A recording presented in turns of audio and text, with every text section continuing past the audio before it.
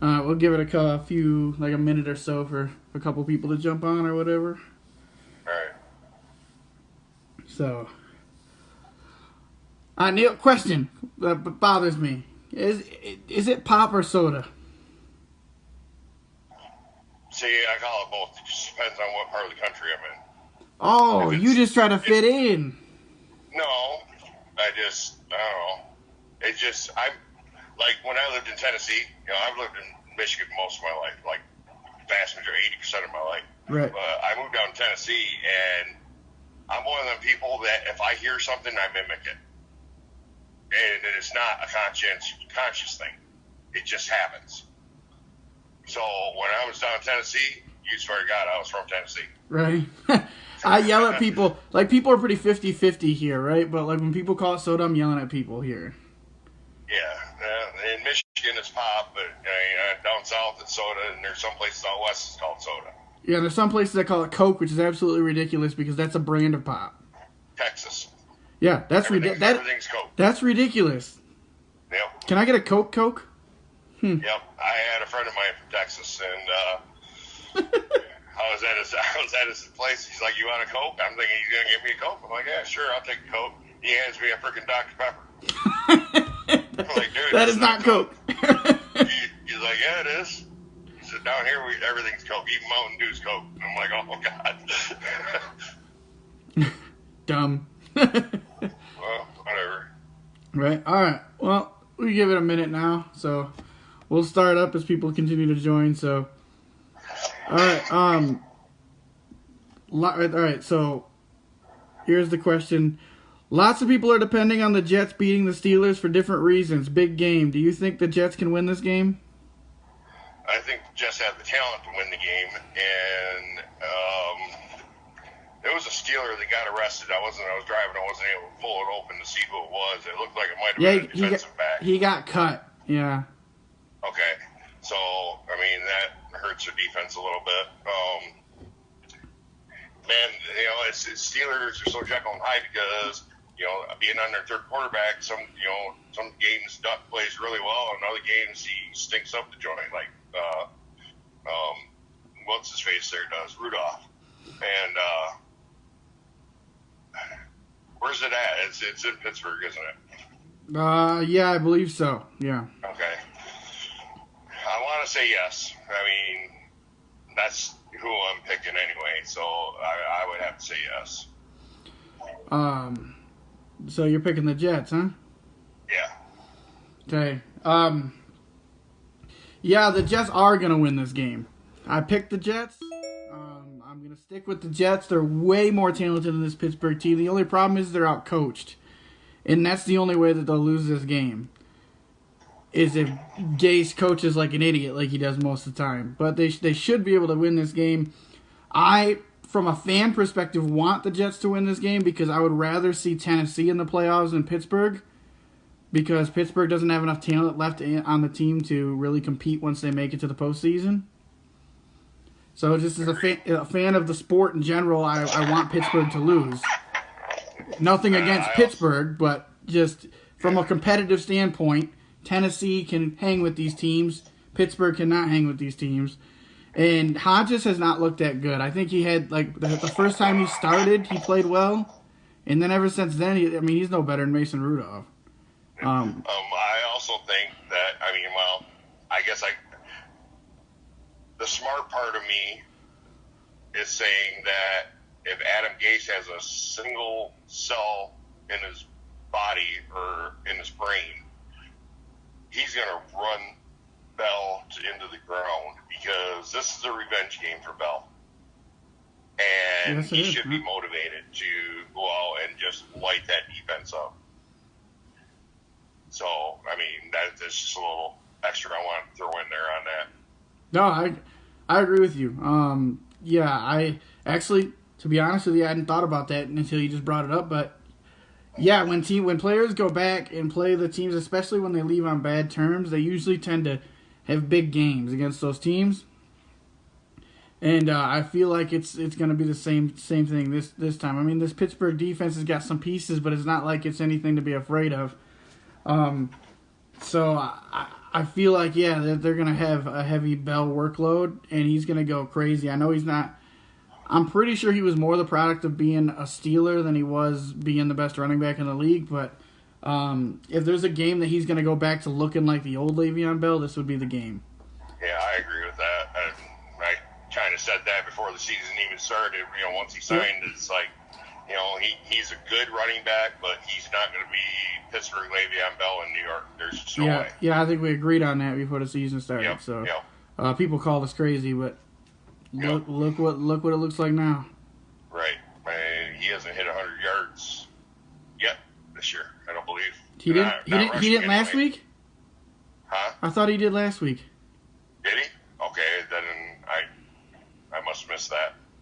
I thought he had 87 on the ground. I'm gonna fact check it real quick right now. I thought I seen him. I thought it was him that I seen. I might be confusing it with somebody else, but I was pretty positive it was Bell last week that hit that. So, or the week before. Oh no, he had 87 yards. It was close. Yeah, I knew it was his best game that he's had as a Jet. Right. So I'm not sure, but all right, we'll go to the next one. Which non-playoff team stock are you buying for next season?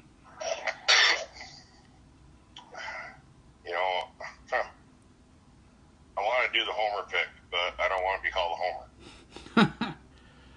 because that team is way better than what they showed on the field and what they show in the records, and I don't think Odell has been healthy most of the year. At all. The whole year. I think I'm pretty confident that they're going to be moving Hunt because he was on a 1-year, $1 million deal. And Chubb is still on his rookie deal, so he's going to be the cheaper running back. Hunt's going to command a big contract. What's going on, Ryan? So Right. I think they're going to get some pieces from him, like some offensive line pieces, hopefully. Screw it. I'm going to do the homer pick. I'm going to say Cleveland. All right. It's not a bad pick, but I'm going to go with this is an obvious pick, and I hate to do it, but I'm going to go with the Rams. And I know they're technically not eliminated, but they're they're eliminated, right? Like, they would have to have everything fall in their way to go. So I'm just going to assume that they're not going to make the playoffs, and I'm going to go with them because that team is loaded with talent.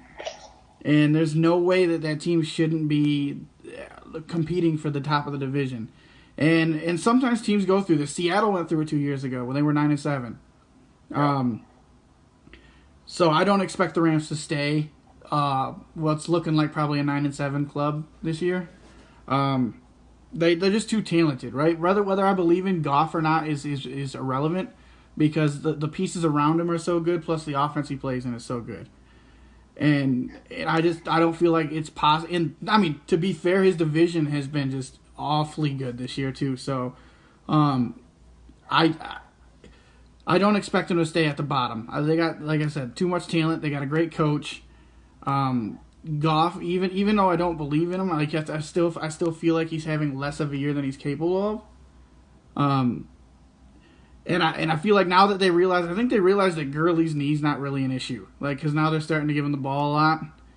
Yeah. And I think they were just afraid at the beginning of the year. And like I told everybody from the beginning, I don't think that knee problem's really that big a deal. Since he's been dealing with it since he's been a kid. And I feel like they were just too cautious with it. And they need to go back to feeding Gurley next year. And I think they'll go back to a good team. I don't know if they'll go back to a Super Bowl team, but they're definitely gonna. I think they can be a playoff team. And I agree. Yeah, so, you gotta give your horse the rock until the horse can't run no more. Right. I mean, that's what you're paying them for. You're not paying them to be a part-time player. Yeah, I know they're having offensive. Actually, Curtis just brought it up just as I was saying it.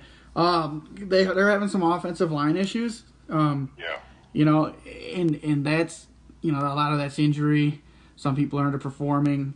I don't expect that to stay the same either. And especially when they know that's their hole too, so they'll probably try to fix it in the off season. So just like the Vikings did last year. And I know it's not a great line, but you can see the difference between having an awful line and at least a decent line. Like, right? So. Yep. And, I mean, that's what they need to do. They kind of need to follow what the Vikings did this year. They made their draft very offensive line heavy, and I think the Rams should do the same thing. And that seems to be a trend this year in the NFL, is you either have a really good offensive line or you have a really poor offensive line. Yeah, for most of the teams, yeah, that's true. So. It's just like an observation I made. No, yeah, you're right. They actually talked about that 2 weeks ago on NFL Live, actually, so you're not the only one noticing it, so. Right. All right. This is a troll question, but I'll ask it anyway. How are the Packers going to win and clinch the division? I hope so. I get a reward if they do. You do? Yeah. You do. I've got a certain co-host who's going to owe me something. Yeah, but it's not going to happen, and I'm going to tell you why it's not going to happen. And so the Packers have never won at U.S. Bank Stadium, ever. The Vikings haven't lost at U.S. Bank Stadium at all this year. They're the only team that's undefeated at home, 6-0. The Packers don't. I mean, the Packers clinched a playoff spot. They have less motivation than the Vikings. The Vikings got to win to get in, essentially, depending on what happens Saturday. So as of today, it's win and get in. What do you mean, George? I didn't tag anybody for the video. I just start the video. I'm getting yelled at for not tagging. Who yelled at you? George. Oh. But I feel like the Packers' defense isn't as good as it looked like it was at the beginning of the year. They started off with, I think, like 3 really good games in a row, and then after that they kind of been exposed. I don't know after last week. I haven't seen it since it updated after last week, but going into last week, they were the 28th ranked defense in the league. And you're going up against a team that can run the football no matter who's back there, and they proved that last week. They're just a good run-blocking team, which is what I was talking about with the offensive line improvements, because they couldn't run the ball worth a damn last year.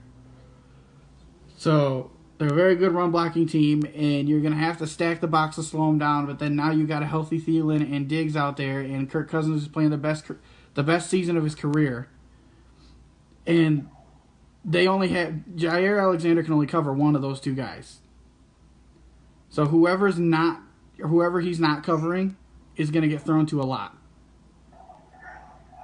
And I don't think that they have a lot outside of him to make up the difference.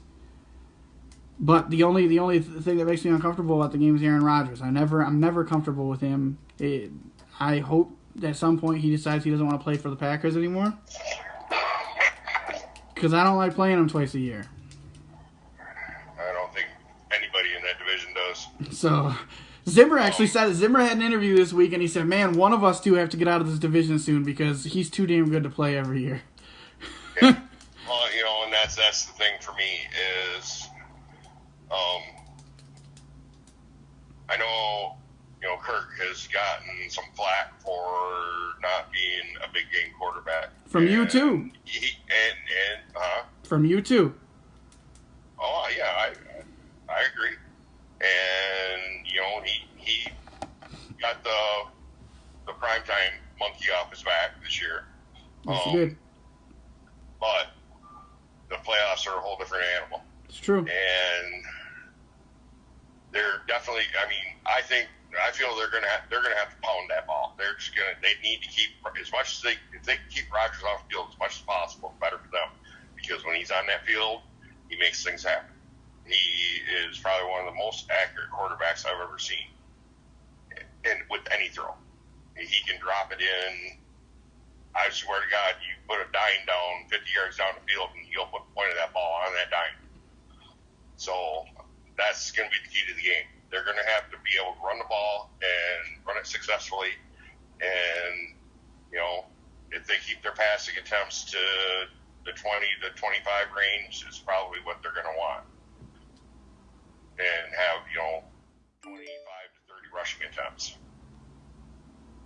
Yeah, that's kind of the success for most teams, to be honest with you, to win football games.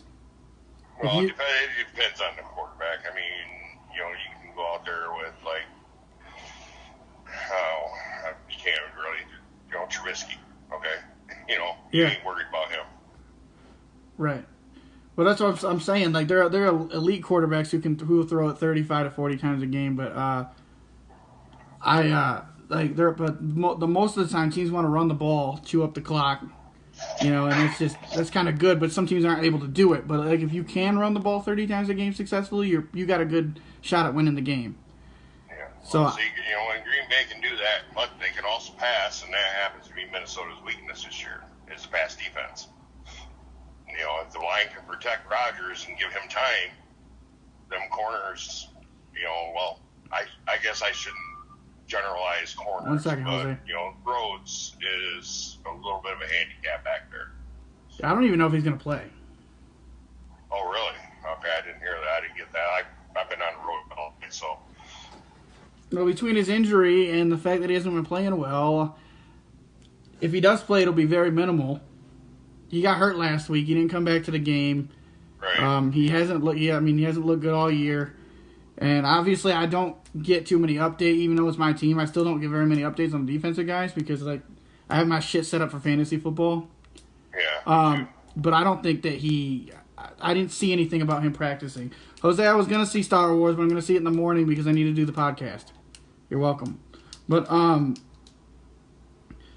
yeah, I don't see a reason for him to play because the Packers receivers are more his disadvantage because they're more speedy type than physical type, and he's the number one corner. I put that in quotes. I know you can't see me, but so they'll probably have him shadow Devontae Adams, and I don't want that. So, and I don't think Zimmer's tired of Rhodes. I mean, I'm just gonna put that out there. Like Zimmer has had it up to here with Xavier Rhodes. So, I don't think that he's not coming back. I don't know how much playing time he's going to see the rest of the year. They'll put him in if he's healthy in certain matchup situations. Because if they can get a team that's got like a bigger name, like say Atlanta made the playoffs this year, he would cover Julio. Right. But because that plays to his advantage. But I don't see too many matchups in the playoffs where it would favor him. I'm trying to think through all the teams that are maybe Philly. Philly ain't got fast receivers. He could probably play against if they played Philly, but I think that'd be about the only game where he'd be useful. Right, and they got a guy, their number one receiver is off their practice squad too. So yeah, so like you should be able to cover him, right? So yeah, if you can't cover a practice squad receiver, then you have no business being out there. Period.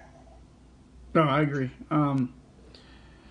It should be a good game Monday. I won't be surprised if the result goes either way, but it'll be a lot tougher to do in Minnesota, and they barely beat them in Green Bay. So, yeah, expect a dogfight. It'll be a hell of a game Monday. If Booker could just miss his flight to Minnesota, that'd be great, though. So, I mean, I could listen to everybody else in the booth, but my lord, it makes me just want to mute the game. But watching a game muted is super weird. I can't do it for very long. So yeah, see, I was the same way when I was younger, listening to Howard Cosell. Could not stand that man. He was so annoying. His dictation and cadence was ultra annoying. It just made you want to go through the screen and choke him. Yeah, that's how I feel when I listen to Joe Buck too. Yeah. Oh, Ian Kinsler just retired. Cool. About time. All right. Here's a question for you, Neil. Do you think Freddie Kitchens should be fired now, or do you give him one more season? Well, my head tells me no. And it was actually, I didn't vet it, but on my Twitter feed, there was a tweet stating that Dee Haslam wants Josh McDaniels to be their head coach. So, I'm not a big fan of him either. I think he, as a person, is a scumbag. After what he did to Indy, I don't trust him to say, yeah, I'll take the job and then go through with it. But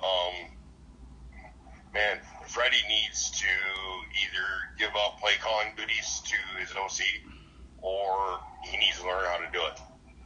I mean, it's got to be one or the other because we cannot go status quo. Yeah, he's. In my opinion, I think he's got to go. There is no. I know. Most of the time, I'm very, very vocal about coaches getting 2 years at least. Right? I'm very vocal about that. I think 99% of coaches should get a second year. Because first year they're usually just adjusting. But this Browns team is absolutely loaded with talent. There is no excuse for being 6-8. Like, I could understand if you were like 10-6 and you weren't like 13-3 like your talent suggests on your first year. But like, not only are they 6-8, but they're like a bad 6-8. Yeah. You know what I mean? Like they're 6-8 where damn this team's lost a few close games. They're like right there from being good, but there's nothing about this team that tells me they're, even though the talent shows me that they should be good, right? Watching their games doesn't show me that they're a step away from being good. Like, at all. Okay, they're awful to watch. I want them to win, and it's frustrating as an NFL fan that this team can't put it together, because I was hoping that this was the year, because I want the Browns to be good. Most NFL fans should want the Browns to be good. They've been bad for so long, you know, you would think that it'd be cool for them to be up there in the picture. Yeah. And the other thing that's kind of skewing everything right now, too, is that absolute dominant win in Baltimore. They just caught Baltimore on a really bad day. And, obviously, at the time, I thought, okay, maybe they've turned it around. Maybe they got it together now. No. Yeah, I think they got lucky, and they caught Baltimore on a bad day, and Lamar on a real bad day. Yeah, I think that's about the only game that I've been impressed with the Browns in. Yep. It's just, man. It gives you hope for the future, because as a Browns fan, because you see what they can be. Right. No, I agree with you, but that's like the only game where, like I said, that I've seen that, though. So it's like something's got to go. I don't think Freddie Kitchens has a hold of his locker room, and that's not a good thing for being a coach either.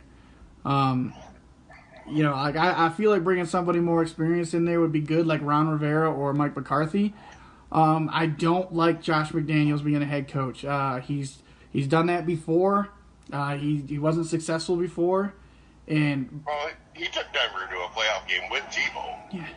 Yeah, he did, but then he completely blew it, and he didn't make any good moves. Like, it was just more of a Tebow working his magic more than it was McDaniels. Tebow was, obviously nobody had tape on him really, right? And he was the Lamar Jackson of that year, except Lamar's got way more talent. So before anybody rips me, I'm just trying to make a slight running comparison, not quarterback comparison, because Tebow is not an NFL quarterback. Okay, so don't rip me for that. I'm talking just leg style. You had to be careful because they had weapons at receiver, so you couldn't let him just throw, even though he wasn't very good at it. Because if Demaryius Thomas got his hands on the ball, or who was it they had with him? Decker, right? Yeah. Yeah, Eric Decker. Decker, right? So if either one of those two got their hands on the ball, they were going to torch you. So it was one of those things where you were even though he wasn't a very good passer, you had to respect the receivers, and then. And then he would run, and that's what he was good at, right? He was running. Nobody can take that away from him. So. And that was the thing, obviously that happened before you and I even met each other, but, I told everybody when he was coming out of Florida, he needs to change positions. He needs to be a tight end. He should have been. He's not going to make it. He's fast enough to be tight end. He's big enough, strong enough. He'd have been a really good tight end, I feel. Yeah, but he had some ego problem. Even though he thought he was a Christian and a great person, he had his faults too, because he had a giant ego issue, and he'd still be NFL making millions right now as a tight end, I think, because he was an athlete. Yeah, and I think he would be top 10, possibly a top 5 tight end. Receiving tight end. I don't know about his blocking, but definitely. Well, that's what I mean. As a receiving tight end, for sure. Yeah. And you could even put him in the backfield and stuff like that, and do other stuff with him. But he needed to not be a quarterback, and he wouldn't do it. If you can't make it with Belichick, you're not a quarterback. He'd have been a great short yardage back, goal line back.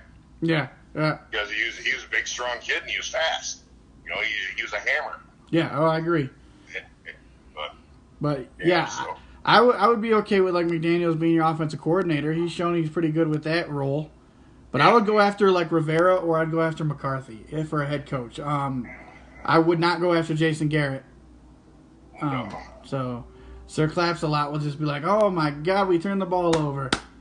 Yeah. Jason Garrett, I will go down there and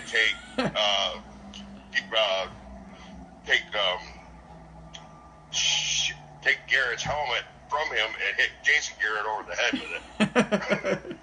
Yeah, that would be an awful hire. But I hear the Giants want Jason Garrett, so they can have him. Why? Like you played against him twice a year for like the last 10 years, and you still want the guy? Right. You would think that the divisional rivals definitely wouldn't want him. Like you would be like, we've seen this many times. All right. Next one. Has Dan Quinn bought himself another season with his late season heroics, or is it too little, too late? Or is it the owner saying, "Okay, where was this earlier this year?" Another aspect or another angle of that question. And man, I haven't heard anything. I don't think he's leaving. I don't think he's leaving. I don't think he's going to go anywhere. No, I think Blank is going to look at it as that this was an anomalous season. Yep. I think so too.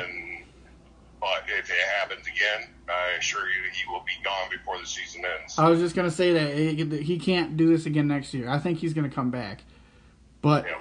I think it's like one of those, like, you better win or you're out things.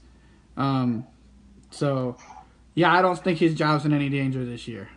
They've shown what they can be. They have some quality wins on their record. It's the fact that they've put letdowns against bad teams. Right. That really puzzle you.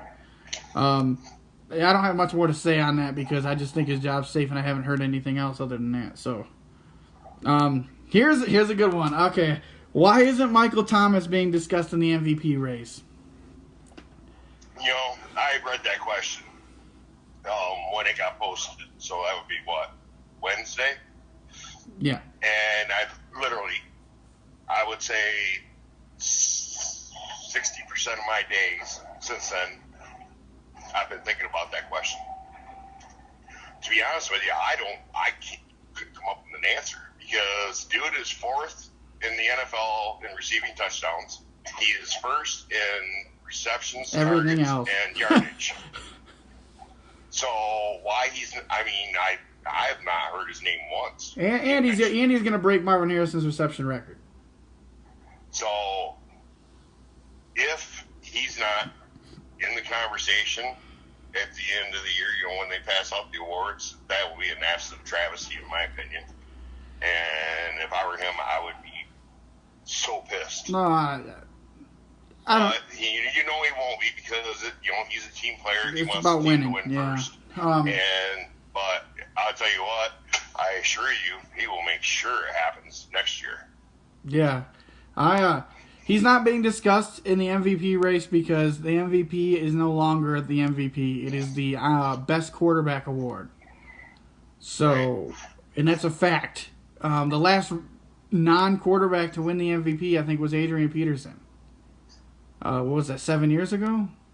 Yeah, something like that. 6-7 years ago. It's the best quarterback award now. Like you have to blow. You would have to literally blow every record out of the wall. Like Michael Thomas would have had to have passed Marvin Harrison's reception record, and he would have had to have passed Kelvin Johnson's receiving yards record, and he would have had to pass Randy Moss's or be close to Randy Moss's touchdown record to even be in the MVP conversation. And it's ridiculous. I hate it.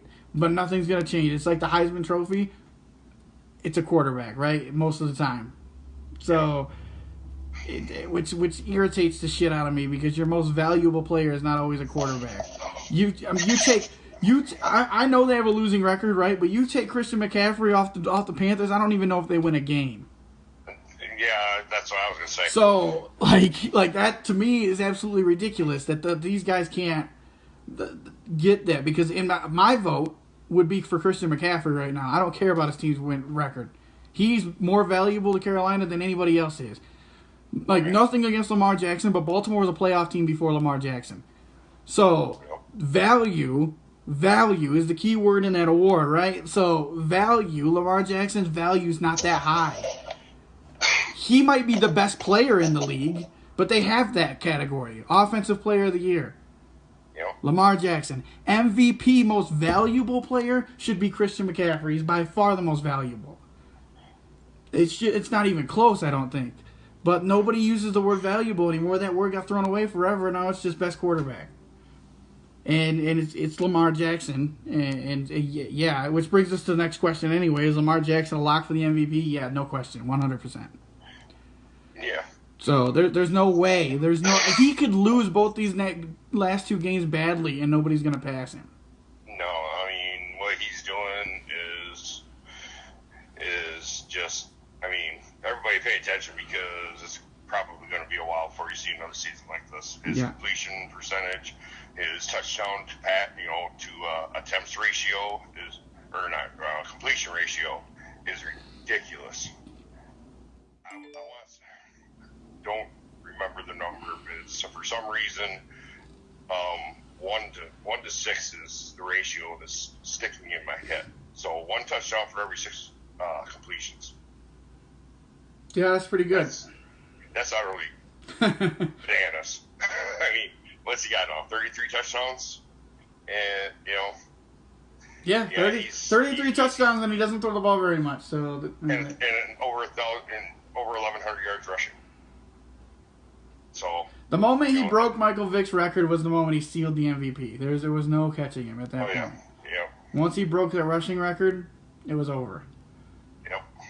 Because they posterized the guy like he was in the second coming of Jesus Christ. So, like, literally, it wasn't going to happen after that. So, and again, no, that's no shade at Lamar Jackson. That's not his fault. But the way that the media blows some of these people, the media pretty much decides who the MVP is going to be every year. So, I mean, like, that's just how it is. So whoever they talk about the most is who it's going to be. Yeah, the media has too much power in any aspect. In sports, in all sports, they have too much impact. The media didn't like Kobe Bryant. He only won 1 MVP award the entire time he was in basketball. You got to be kidding me. Like, so it's every sport, right? Like, that's just how it is. Drew Brees has never won an MVP. Why? Because the media put it in your head that he was the second best quarterback in the league every year. Yep. The media did that. Because Drew Brees was not the second best quarterback in the league every year. I can promise you that. But they all tell you he was. Go look at statistics and tell me where he was the second best quarterback every year. So, I mean, that's just how the media is, and it sucks, and but it's not going to change. Media's always going to have a pull over sports. So, unfortunately, that's just one of the negatives, filled in a world with a bunch of positives. So, got to take it and leave it. Lamar Jackson does deserve the MVP, though. Nobody's complaining. He definitely deserves it. I still would take Christian McCaffrey over it, but it's not like an undeserving player got it. So, he's definitely been remarkable. Everything he's done is crazy. He's proved a lot of people, including myself, wrong. So, congratulations to the kid, because there's no shot that he doesn't win it.